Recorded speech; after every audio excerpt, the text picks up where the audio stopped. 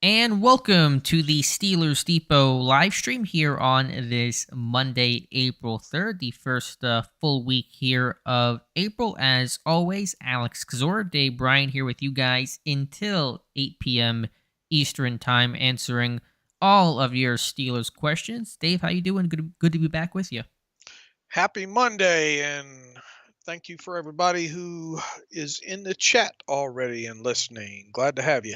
Yep, got a good number in the chat, so just give me 1 second to pull up the stream on my end so I can see all the questions, and then Dave and I will get to answering them as we are busy with pro days wrapping up, pre-draft visits, a little bit of free agency talk since we last had our live stream. Reminder, Dave and I will try to answer as many and hopefully all questions until the top of the hour, although there is no guarantee of that. If you want a guarantee of your question being asked and answered by Dave and myself, be sure to send us a super chat. No obligation, but that does move you to the front of the line. Also, you guys could like the stream. Would really appreciate that and get more people into the live stream. So we'll start things off with our first question from our friend Mike Cadesso, who says, "Hi guys, good discussion Friday podcast on realistic guys at 17, but here I am again reminding you that Jackson Smith and Jigba shouldn't be counted out there. If we're going to mock at right tackle at 17, why not a wide receiver that checks all the boxes?" Fair point overall on him. He does check all the boxes.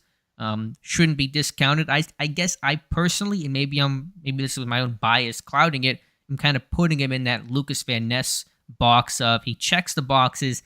I just don't think he'll be the pick. But you're right, in terms of, removing my own thoughts here for a second, and just in terms of first round guy, Tomlin calling out the pro day, he does fit. Yeah, I think it's plausible for sure.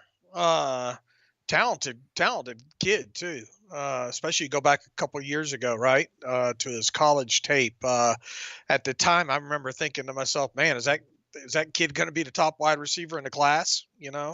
So yeah, I mean, you're at the pro day, and we'll obviously see if they bring him in for a visit, but not ubra necessary for him to be the pick at this point. Obviously, Power Five.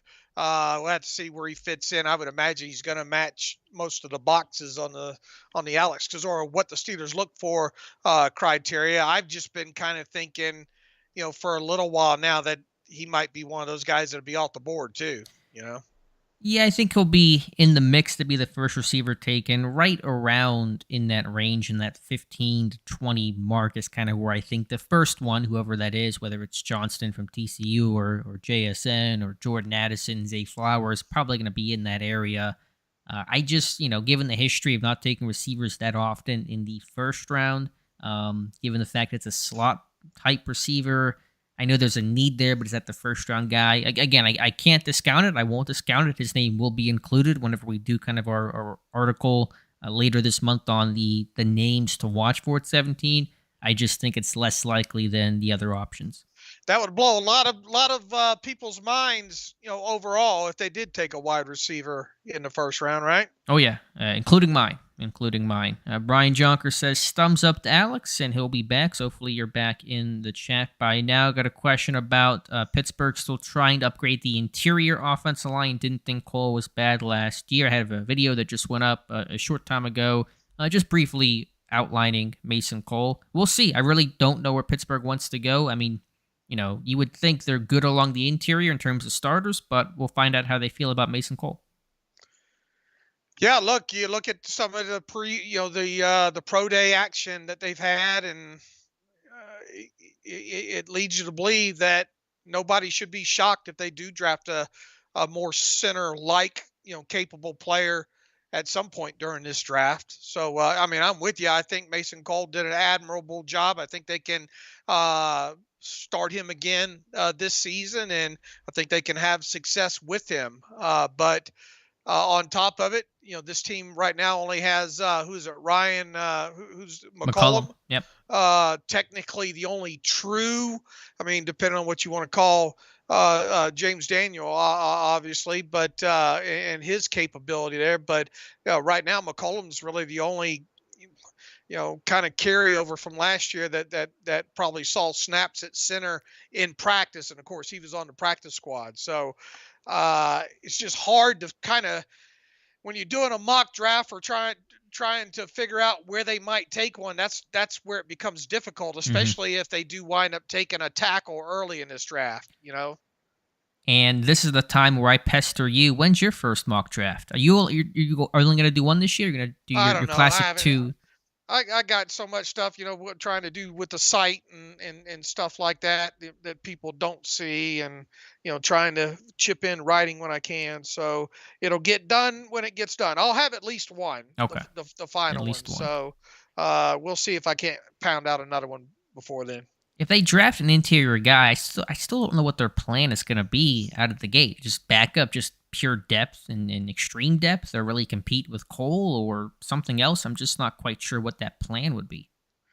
Yeah, that's the hard part. Now, obviously, if you drafted one with one of the first two picks, then you would expect him to compete and potentially even open the season as a starter. But as much as it would probably surprise a lot of folks if they drafted a wide receiver with their first pick, I think it would be just as surprising if they took a center with one of the first two picks. Yeah, So that's what makes it challenging.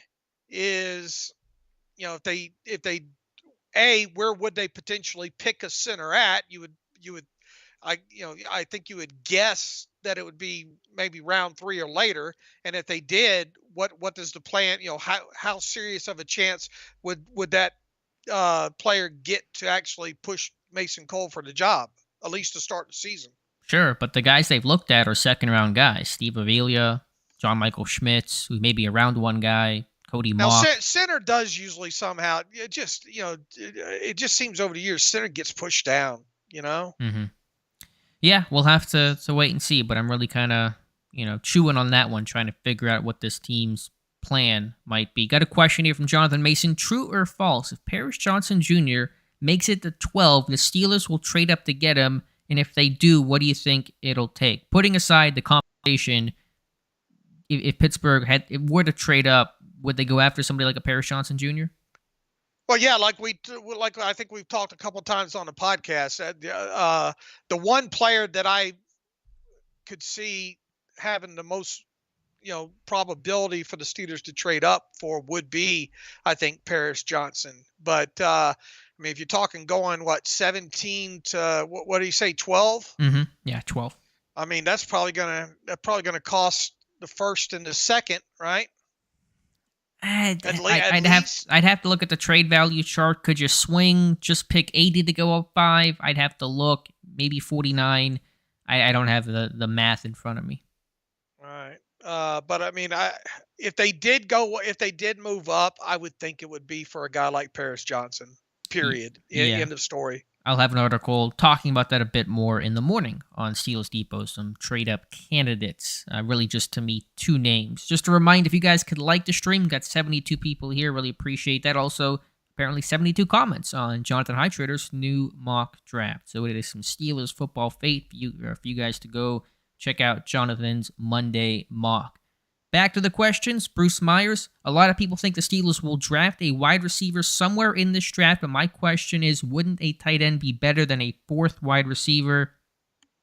I don't know if it'd be a 4th wide receiver. Right now you got 2 guys in Deontay Johnson and George Pickens. They're pretty established. From there, I think it's open. Now, Calvin Austin, obviously, I think is who Bruce is referring to, but this guy's never played an NFL down in preseason or, of course, regular season action. So you don't want to hand this guy anything and just make Austin your automatic number 3. And my thought is, get another receiver in there. If Calvin Austin is good, then you have 2 good receivers, and that's a good problem to have in the NFL. Yeah, I mean, I agree, and nothing says that you can't get both Calvin Austin the third and whoever you drafted playing time, especially if they're kind of different body types, and especially if and you would think that if they did draft a wide receiver specifically, maybe in the first 4 rounds, that it probably wouldn't be. It would be one that would have some versatility within him and all as well too. So I don't think you can just look at a receiver that they would potentially grab, especially in the first, let's say, 4 rounds, as one that would be the full-time number 3. I would think that they'd find a way to maybe platoon with Calvin Austin the third. But yeah, as I've stated since the season ended, I mean, you fortunately, Alex, you got to see a little bit of Calvin Austin the third in training camp.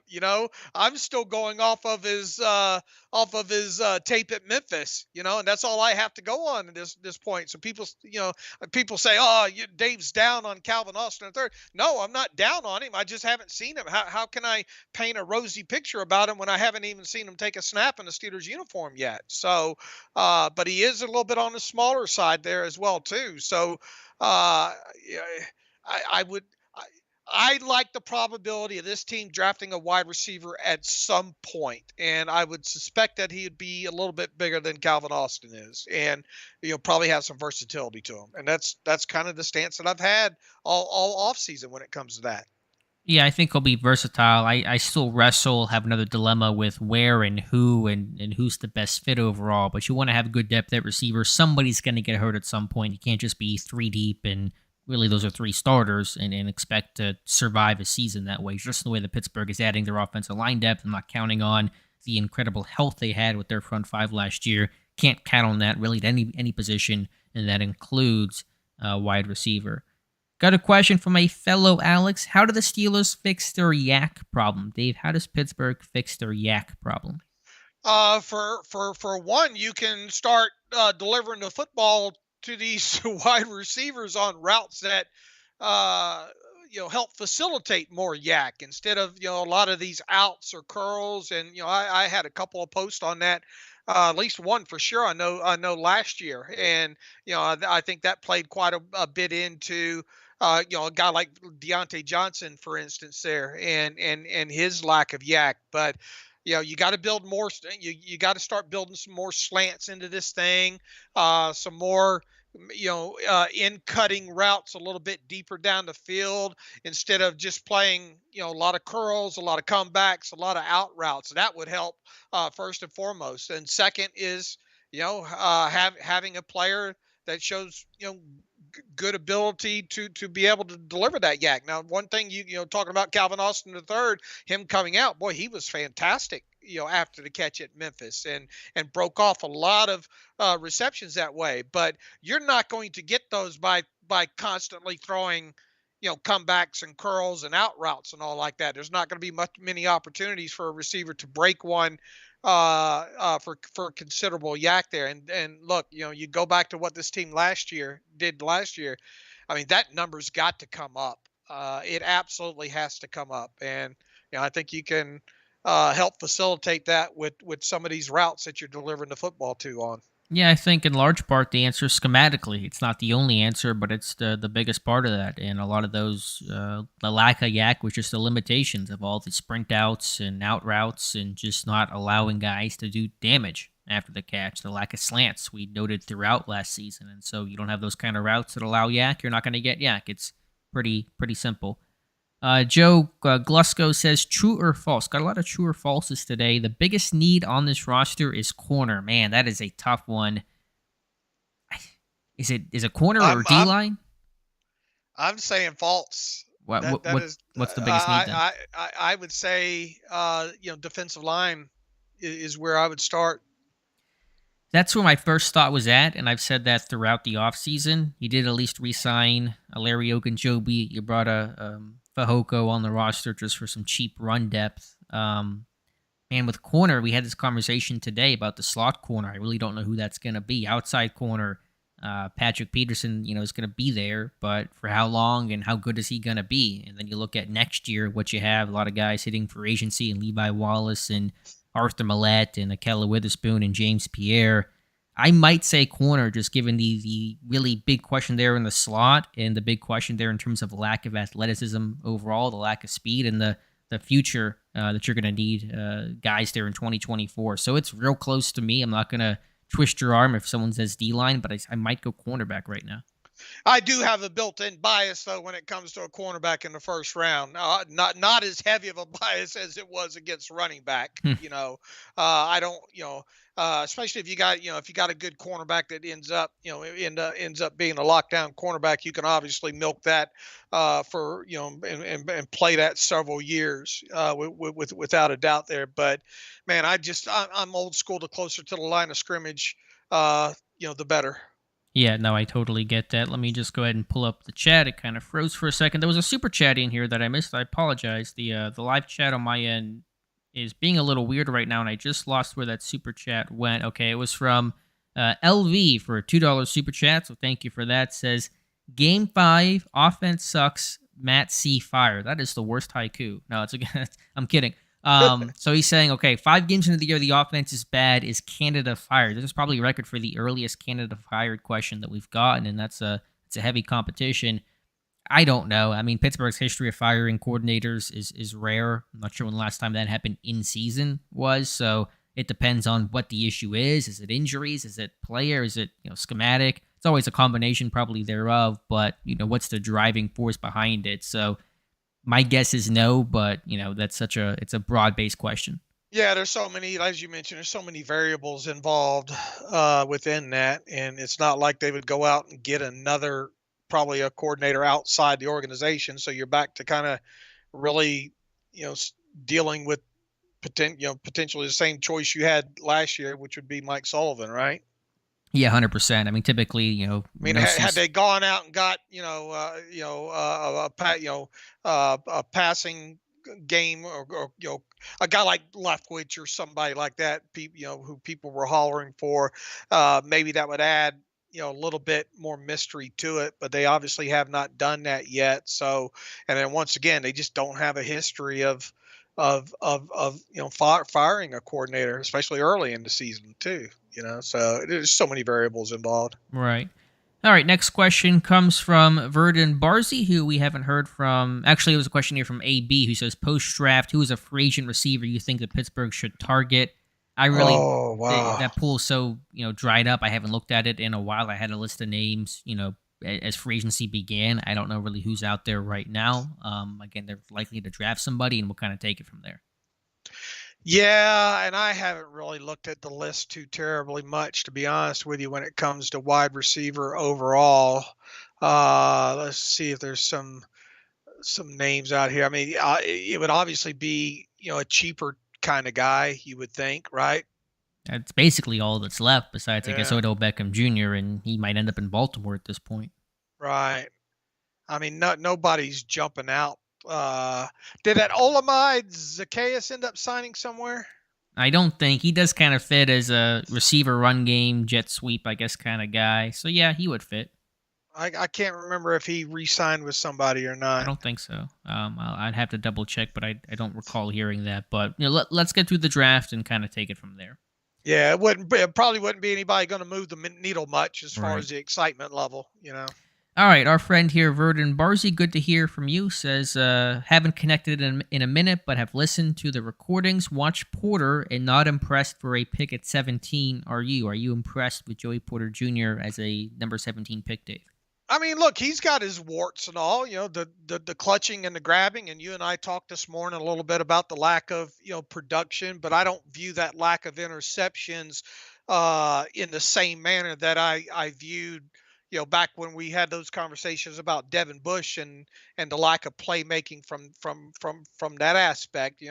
You'd really would have to go, snap by snap over the years and take a much closer look at the kind of targets when he was targeted. And as we mentioned this morning, I can't remember what the talk was about Jalen Ramsey when he came out, but I seem to remember a little bit of talk about where was the production as far as the interceptions go. And wasn't he a little bit grabby in college too?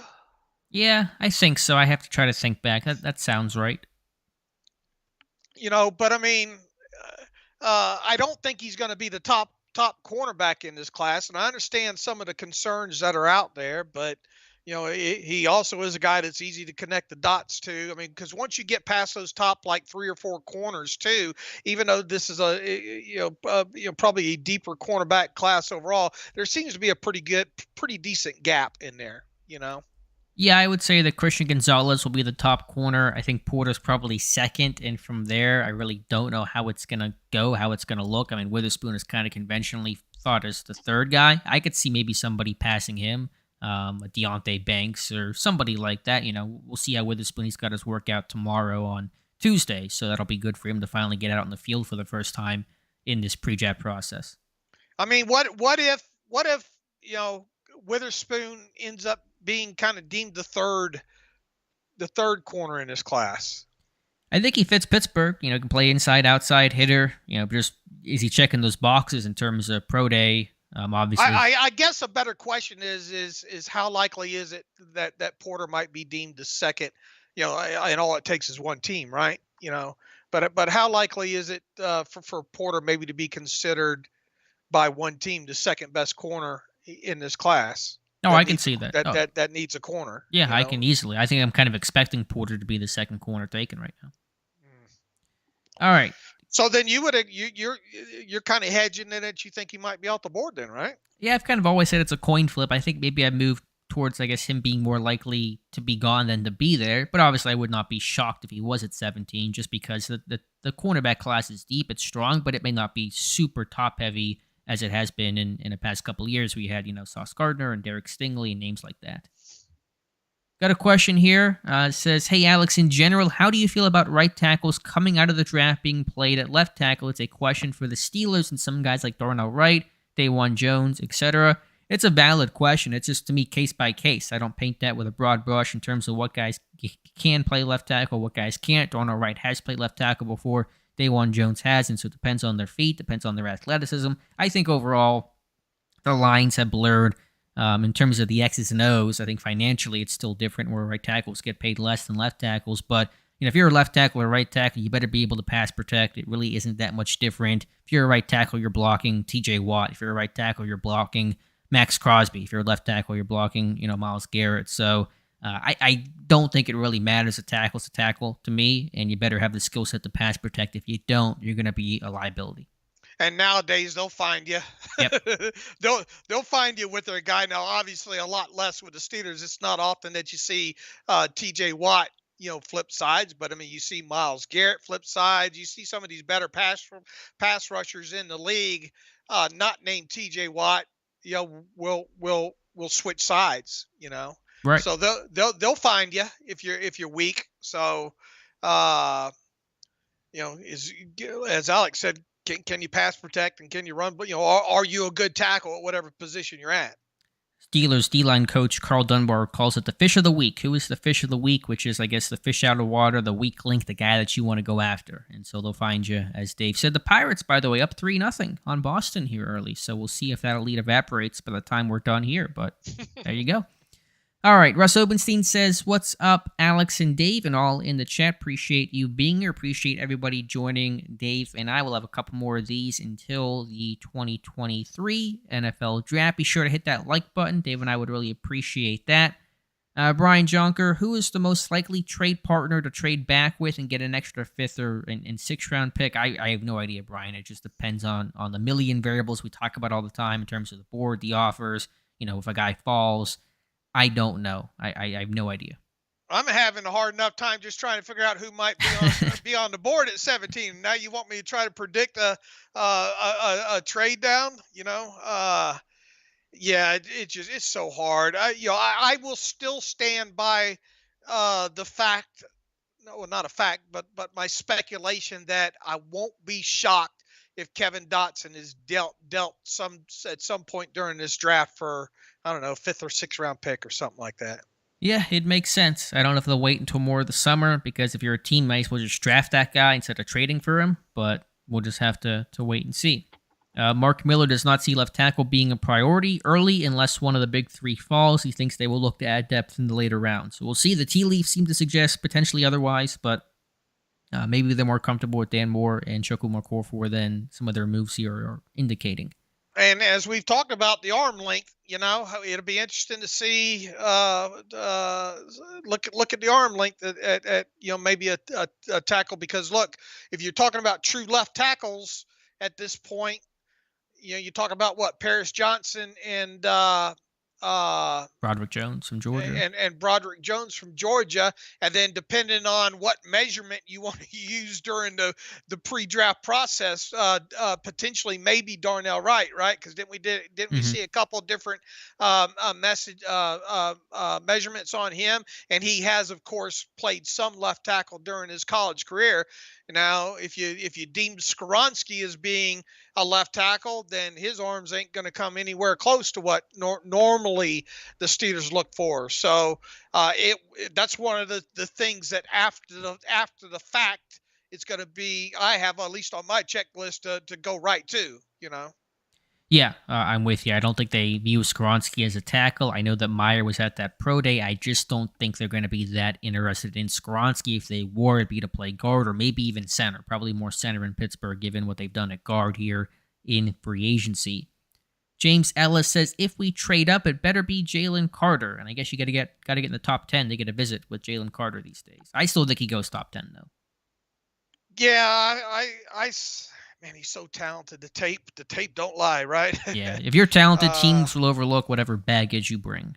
And all it takes is one team. And even if he was to just slide out of the top 10, how much longer would he stay on the board at that point there? I found it a curious decision on his part to say that he won't visit with teams outside of top 10, because what happens if he does slide out of the top 10? Does he, teams would probably just outside of the top 10 would probably like to talk to him during a pre-draft visit, just to get some of the information straight from the horse's mouth and see how, because that's some teams, they really want to bring the kids in like that to hear it from them, Mm-hmm.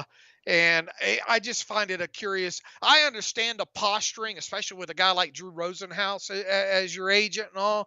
But to me, if you're wanting to quiet or help try to quiet some of the concerns right now, I'd say whoever wants to bring me in, bring me in.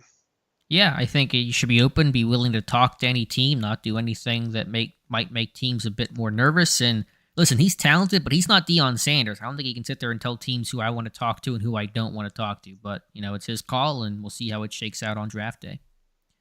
Got a question here. If I can scroll back up, Bryan says he loves Joey Porter Jr. and Penn State football, but why isn't Julius Brents getting as much love? Both are similarly long, competitive. We've been giving him a lot of love. Yeah, I think he won't be far behind Porter. He'll be, I think, a top 40 type pick. He maybe doesn't have quite the straight line speed in terms of testing, but yeah, I think overall they profile as pretty similar guys. All right. I know Tyler Wise and Owen were on him kind of right out of the chute, Yeah, and I think both those guys, or maybe at least Tyler, somebody will be on for our Friday kind of roundtable, and I'm sure we'll talk about the cornerback class. Patrick Donovan, yo, what's up? Glad to be back catching y'all live. Question, what do y'all think about Canada not being at any pro days? I think it's pretty curious. I mean, I didn't expect him to be on the trail as heavy as he was last year with all the quarterback, barnstorming tour that Pittsburgh did, but thought you might see the guy in a couple of places, but a goose egg for him is pretty surprising. Yeah, I thought we might pick him out once or twice. Now, look, just because we haven't spotted him doesn't necessarily mean that we couldn't have missed him. Now, we're pretty. I mean, it's a big game between me and Alex. But we would like to think that had he been at one, we would have spotted him. But just because we haven't doesn't necessarily mean that he wasn't at one of them. Sure. So. But yeah, I'm a bit. I expected maybe we'd catch him once or twice. Right. I mean, we've caught him the years before. We've caught OCs before, and even if we don't catch him, usually there's a reporter or Tony Pauline. Somebody says, because when they report who was there, they talk about three things basically: head coaches, GMs, and coordinators. And usually, an OC is going to get swept up in that. So maybe he was somewhere. I'm not going to say that he 100% was not. But if he was, he was hiding somewhere good, and I'm pretty confident he was not at 5 places the way that he was last year. So what does that mean? It may, to me, it would mean less about, oh, they don't like Matt Canada and they're freezing him out of this process. It would mean more their draft focus is shifted towards the offensive line, which is why you saw Pat Meyer 5 places. So even if you want to take it as meaning something, to me, it's not they hate Matt Canada. If they hated him, they would have fired the guy. It's just our focus, because Frisman Jackson didn't go anywhere either. So do they hate Frisman Jackson too? No, their focus probably is more on offensive line than it is skill guys. Right. How many people did we spot? 80 something? Or 80 different instances, I guess? Yeah, we got a new one after the post went up. 86 total pro days with 84 specific people identified at those 86 pro days. We also got information Ike Taylor was at Central Florida. So that was a third one for Ike Taylor. So that was he's pretty much just stayed in Florida, anywhere close to him probably, right? Because doesn't he pretty much reside down in Florida these days? I think so. He was at Miami, Florida, and then Florida and UCF. So it's probably kind of his territory in terms of DBs. Yeah. Logan Yawn, hey Alex and Dave, seems like there has been a lot of buzz around all players except Broderick Jones. Does Pat Meyer not being at the pro day mean anything for him not being the pick at 17? No, it does not. To me, positional coaches do not have to be at that workout for first round picks. I think it matters a lot more for second and third round, the day 2 guys. So Tomlin, Kahn were at the Georgia Pro Day, and so I think Jones is in play. I just don't know if he'll be there. I think he has a much better chance to be there than Paris Johnson, but I would still project and mock Jones to be off the board before pick 17. How many games did he so he started all 15 in 2022, played in every game, starting the last 4 of the regular season at left tackle in 2021. In 2020, he saw his first collegiate action at right tackle in the 4th quarter drive at South Carolina. Also played as a reserve in Missouri. So I guess he's got, 15 in 2022. He's got enough tape out there for them to probably qualify should he fall that far. I'm with you though. I just think he's going to be one of the top 2 tackles off the board. Yeah, I would say the problems are that Pittsburgh hasn't drafted an offensive lineman early in a long time, in a decade. De Castro was the last, and taking a tackle in the first round has not happened. Is it still Jermaine Stevens as the last tackle they took in the first round? Is that still the last offensive tackle? I think so, right? Yeah, so that's even pre-Colbert, so we're going back a couple regimes. And so what information is useful, it's hard to know for sure. I think Pittsburgh does like Power 5. We know that for sure. I think they do like experience in a body of work. Does Jones qualify? It's a little bit more questionable, but I think the fact that he had 15 starts this past year as Georgia wins the national title gives you some more tape. So although he's kind of a 1.5-year starter, that full year was a long year of basically an NFL season, 15 games, and that may make Pittsburgh more comfortable in their evaluation of him. Look, that long streak of cornerback in the first round from who was it? Chad Scott finally got broke with Artie Burns, know. Right. So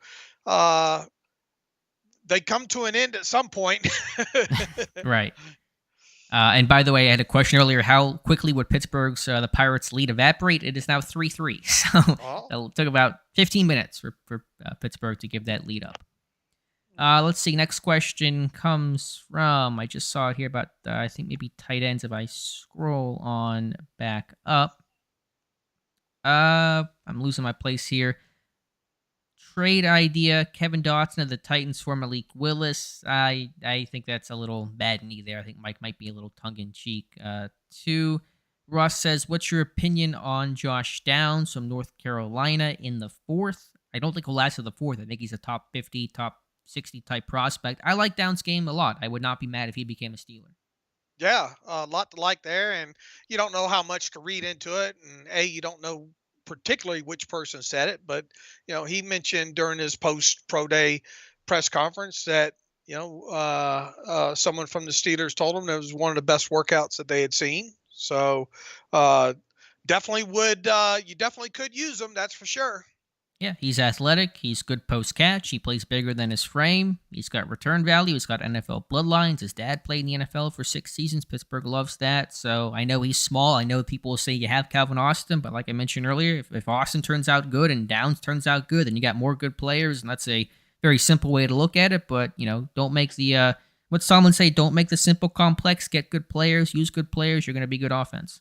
Mhm. Logan Yawn, Alex, I noticed you're not as high on Darnell Wright as some analysts. What did you see on tape that stuck out as a red flag? That's one guy. I've been watching more Daewon Jones lately. I want to go back to Wright before the draft starts. I just worry about some of those guys that are heavier on the edge, and can they consistently defend the edge? That's one issue for Daewon Jones, is some of those inside counters and rushes.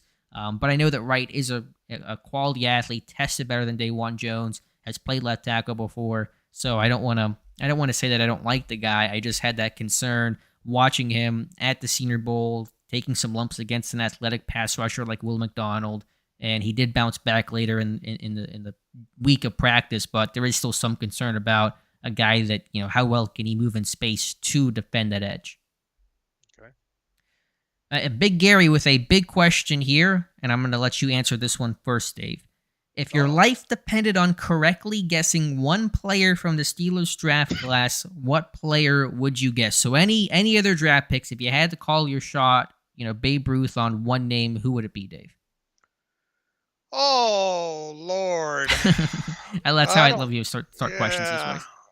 I mean, I mean, last year it was a little bit easier. I wouldn't say easier, but I mean, you had the whole Connor Hayward thing just sitting there for such a long time, right? Mm-hmm.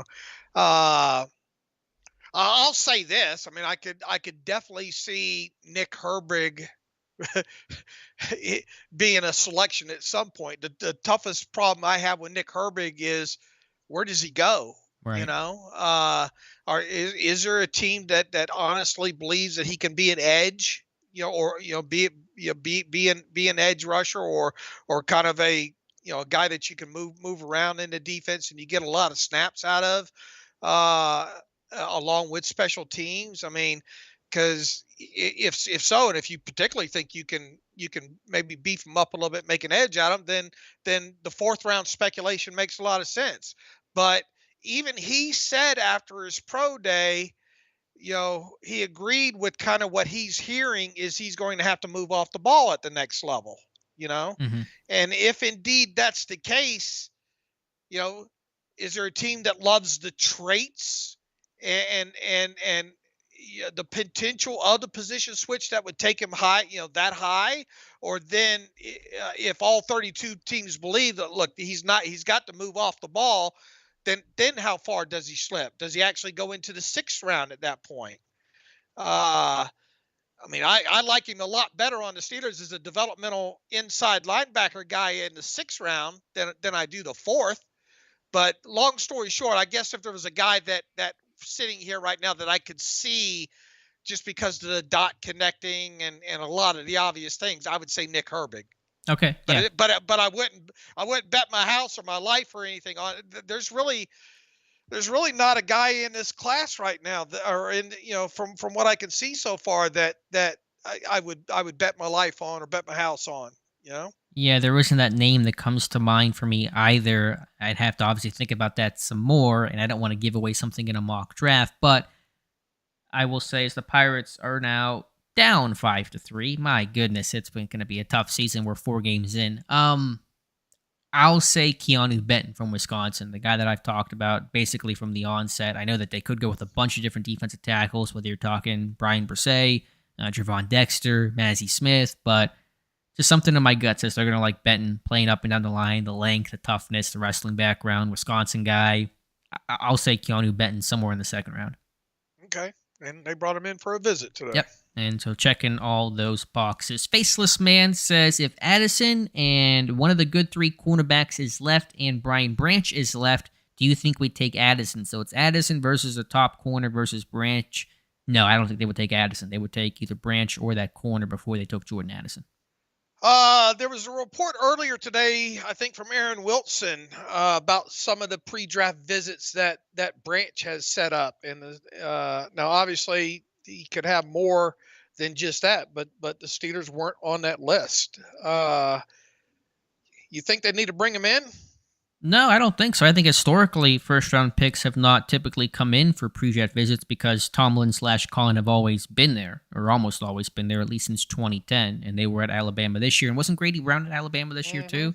So they're really he conducted the drills out there. And we don't know this to be a fact, but I'm going to guess it was probably a pro day dinner with Brian Branch and some of those Alabama guys. So at that point, what else is there to talk about if you bring this guy in? So I'd have to research the history a bit more, but I think generally speaking, there is not a strong correlation between pre-draft visits and first-round picks because they're at those guys' pro days. All right, next question comes from Ashish Bial. I probably butchered that pronunciation, so I apologize very sincerely for that. But any updates on the Bud Dupree front? Does it seem like a deal is unlikely now? It's hard to say. According to the reporting, I believe from Jerry Dulac or whoever it was, I think it was him, that they had a physical, no contract talks. Is this a situation, Dave, where they're going to go through the draft and kind of see what they get or don't get and then circle back to Dupree if they feel like they have to still add to that edge room?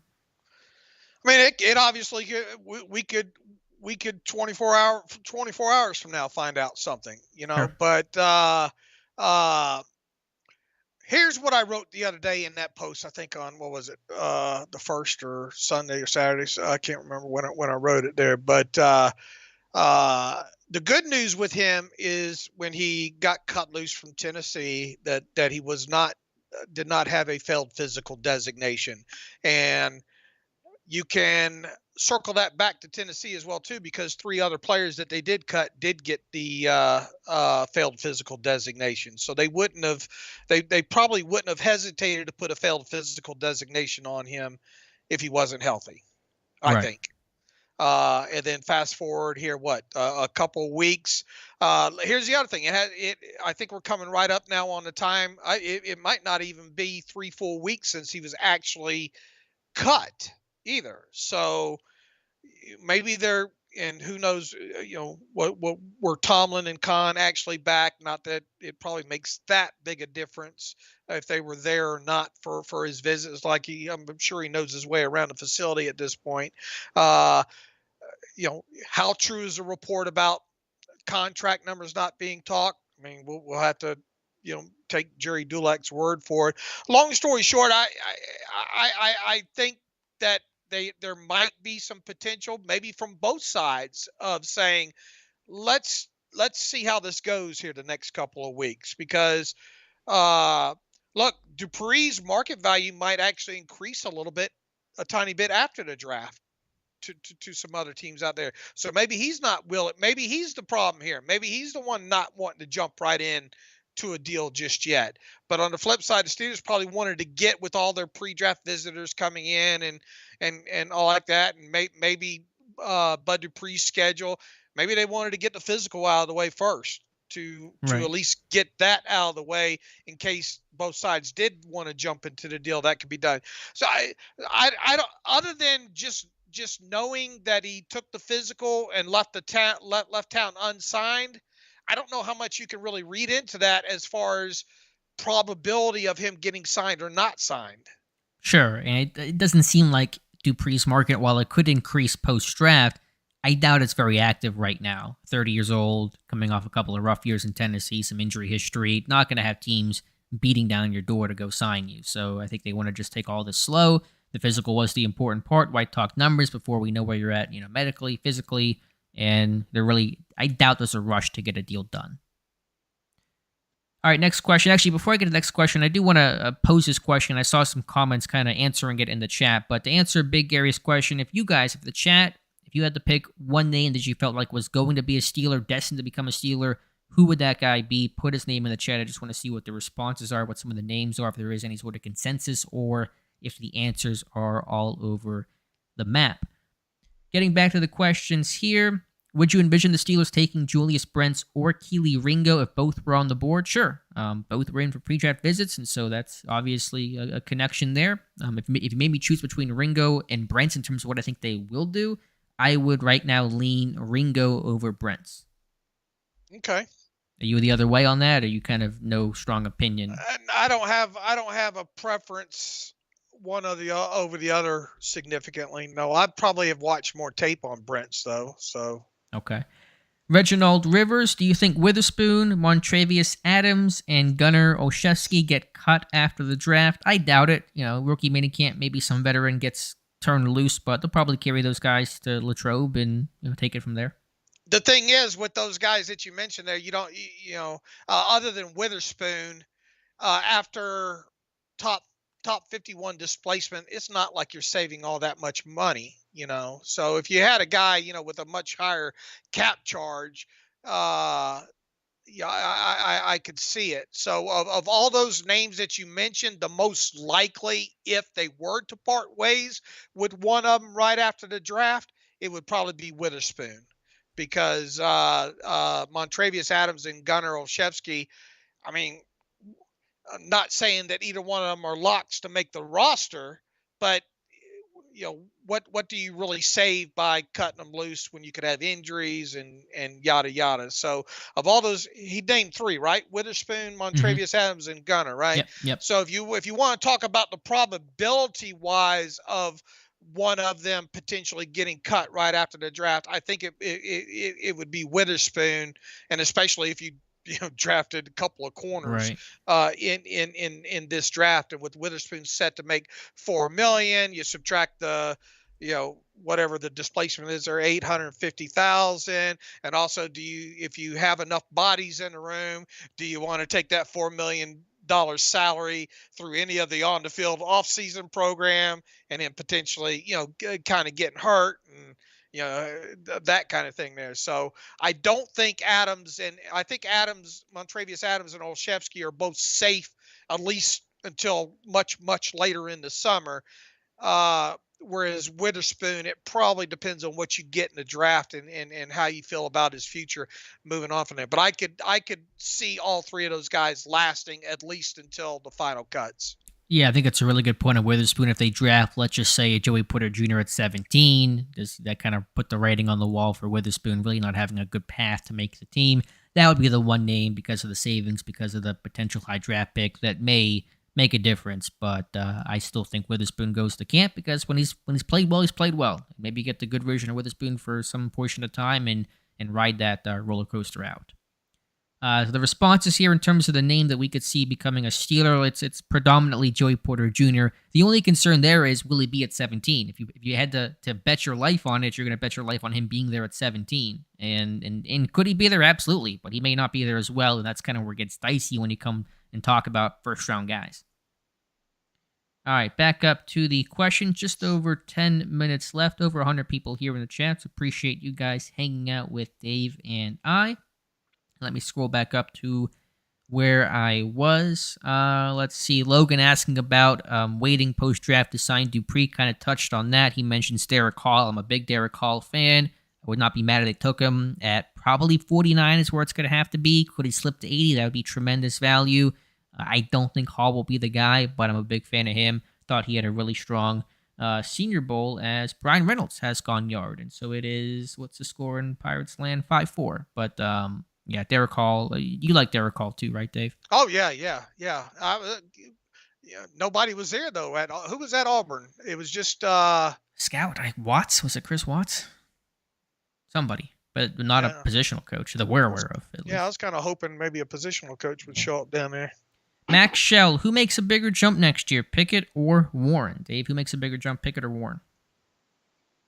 Oh, obviously hoping Pickett does. Yeah, it better be Kenny Pickett. As much as we want to see Jalen Warren progress, and I think he will progress, it better be Kenny Pickett for the Steelers' sake. Look, I mean, Warren did a fine job, his rookie season. I mean this positively. How much more do we have? How much more until he reaches his ceiling? What's the gap there at this point? Because we got to see him do quite a few different things, during his rookie season there. So even if he were to make a jump, what would that look like? It's a good question. I feel like he's pretty close to his ceiling. I think obviously anytime you go from year 1 to year 2, that just the game slows down. You're not as worried about your roster spot. Obviously, you're not fighting the way that he fought a year ago. You can kind of, take it all in. Probably work on conditioning and weight and all that kind of stuff. But I think Warren he was back in Oklahoma State recently and seemed like, the NFL, it's not as bad as I thought it would be. So I like that perspective. Reminds me of Marquise Pouncey. Remember, he said similar things his rookie year. Any guys in particular in the middle rounds who you would like as a third outside linebacker? Derek Hall we mentioned, although I think he's probably more not middle rounds guy, early day 2, mid day 2 kind of guy. What other edge rushers do we like here, Dave? I think Yaya Diaby from Louisville, who played as a 3-4N, could stand up and kind of be that Chicolo type, but good bend, good power, good effort overall. So I kind of like Diaby as a conversion guy. Yeah, and the Northwestern kid, who I don't dare pronounce his name. He's got to be a high pick, though. He could even be a first-round pick, honestly. Yeah, Felix and a Duke Uzama. Mm-hmm. The thing is you go through his tape. He didn't, not that it's a huge killer, but he didn't play on his feet much of any. But he fits. I mean, everything else got nice bend, and he's got that kind of that outside linebacker kind of measurables to him. 6'3" and 8", 255 pounds. Got some long arms on him. 33 and a half. Overall, I mean, that's a guy that you could see. The USC kid, it'd be interesting to see who they brought in for the visit today. The name Tooley T. I know you're talking about, though.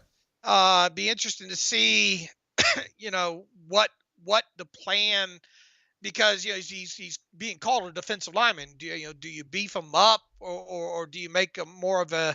Do you ask him to drop about 10 pounds and get him kind of in that perfect range that the Steelers like and all? So I think he could. And man, he was able to get after the passer there at USC as well too. He's got some got a nice sack reel to him. I think overall.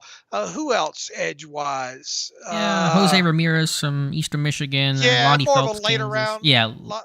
Later round guy with him. Byron Young out of Tennessee is another one. A little squattier. He's probably going to end up slipping maybe into later day 2, I think. Okay. Does Jonathan have an edge in his mock? Let me see. Let me scroll through it here really quickly. I don't think he. It took me several weeks to get my Byron Young's differentiated, but once I did, I definitely know the edge rusher of the two now, and that's the one out of Tennessee. Yeah, he's got a trade in here to take the Pitt kid, Baldonado, so that's what he has in his mock. So yeah, it's the edge class. It's got some names in there for Pittsburgh, no doubt about that. Xavier Robinson, as a University of Minnesota alum, I'm hoping they take John Michael Schmitz at 32. Do you think they would take a center instead of a tackle at 32, even if they don't get a tackle at 17?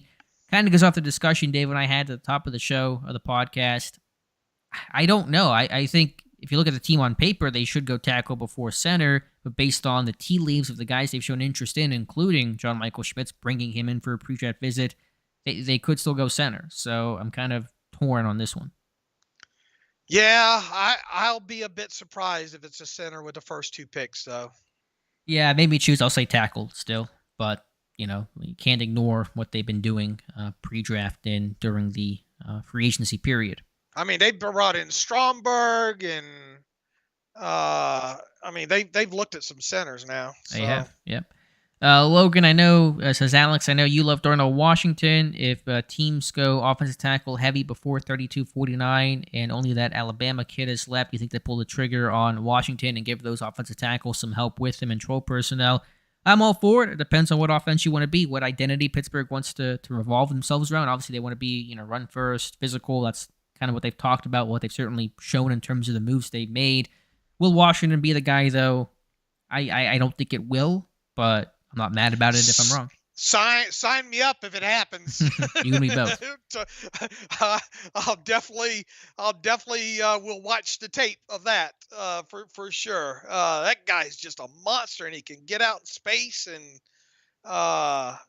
sign me up for that if that happens. I don't think it will, but you know me and tight ends, especially Hmm. ones that can run block. And man, I mean that guy has 6 offensive linemen put in his, I think, in his social media profiles there. So definitely would be fun to watch. Yeah, definitely would not be mad if he became a Steeler at, say, pick 32. Russ And Opens. we still don't know what the contract is for Gentry either. So Right. no more quote unquote official signings came in on the transaction sheet today for the Steelers on the NFL page and all like that. So we're going to be waiting at least a couple more days to find out the details on Gentry's contract. Yeah, I'm sure it'll be tweeted by Aaron Wilson at like 2:04 a.m. one of these nights here. Got some time for just a couple more questions. Want to get to some new people. Russ Obenstein says he thinks Omar's going to pull off some surprise moves. We'll see. It's a little hard to project in a first-year GM like Omar Khan is in right now. Steve Brooks says, can Pat P transition to strong safety? I know that safety talk's been discussed, and we'll see what Pittsburgh has planned. I don't think strong safety is going to be the plan, though, for Pat P. Yeah, lay out to him real quick your thoughts on what Tomlin said and what that likely means. Yeah, I think, and this goes back to Tomlin and Peterson himself saying about being making Peterson more versatile, moving him around a bit, playing some safety, and again we'll have to see what that looks like. And I know that typically older corners that lose some of that speed become free safeties and make that transition. But I think what Tomlin was referring to was some of the post snap rotations Pittsburgh does, inverted cover two, being able to rotate Minka down to play Robert to play. Those crossing routes and rotating a cornerback to play safety behind. And so I think he'll get some of that safety work and kind of that structure, but I don't think it'll be necessarily pre-snap alignment or playing the Edmonds role as a strong safety or something like that. I could be wrong, but I think that's basically what Tomlin was referring to, was kind of doing some of the rotations they would do with Cam Sutton last year. All right, what else do we have here from some maybe new people in the chat? Bill Thompson, if they draft Dawan Jones or Darnell Wright, is Chukwuma Okorafor tradable, or are they really going to sit one of those guys behind him or bench Okorafor making that amount of money? I think it's Dan Moore that gets benched, but this guy, I think, to Bill's point, kind of more right tackle guys, and Dawan Jones at least maybe right, although he's played more left tackle. Kind of how does that look? And I've had that question as well. I've kind of struggled with, let's say they draft Dawan Jones. How do they figure that out in training camp? Well, here's the thing about, first and foremost, the kind of a question about Chukwuma Okorafor, and I wrote about this earlier in the offseason. Look, he just had his roster bonus date pass on the 19th. So there's $4 million now that he's guaranteed from the Steelers once March 19th passed. So if they had any real want to try to move him, I think you would have seen that happen before his roster bonus was due. Right. So if somebody gets benched to tackle, it's going to be Dan Moore, not Okorafor. Right. And could they trade him? I don't know if Pittsburgh's in the business of trading their tackles. Tackle depth that is so scarce as it is. And Okorafor would not be depth, but it would be Okorafor, rookie, Dan Moore, LaRaven Clark as your 4 tackles. Yeah, and they only have 300 contract right now.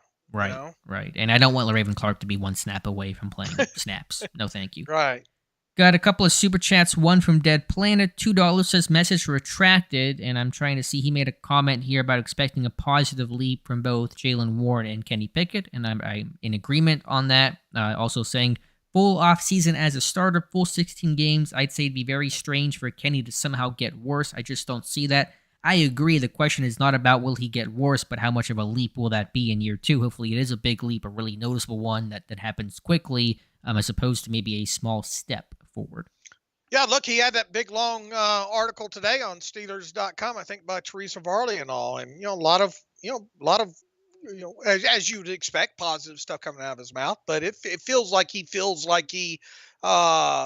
progressed, pretty quickly along the way. And, first off season, he's not having to worry about all the draft stuff and all that kind of stuff. And he's been able to go down to Florida to work with some of the guys already. So, I mean, and obviously, second year in the same system, and you would expect that to hopefully progress a little bit there. So, I mean, all everything says that he should make the jump. It's just, what will that jump look like?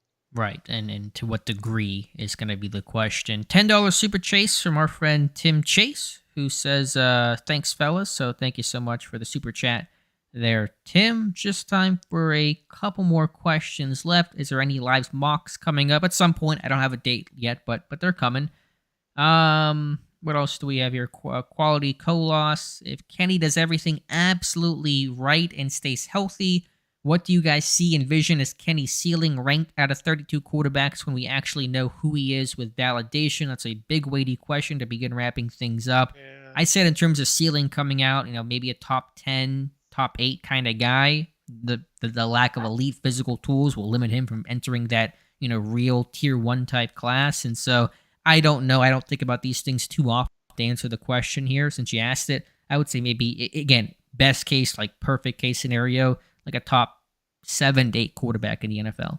I would think, just more than anything, kind of a more broader answer to that question would be, I think you definitely want to come out of this season with us saying Kenny's easily one of the top 15 quarterbacks in the NFL.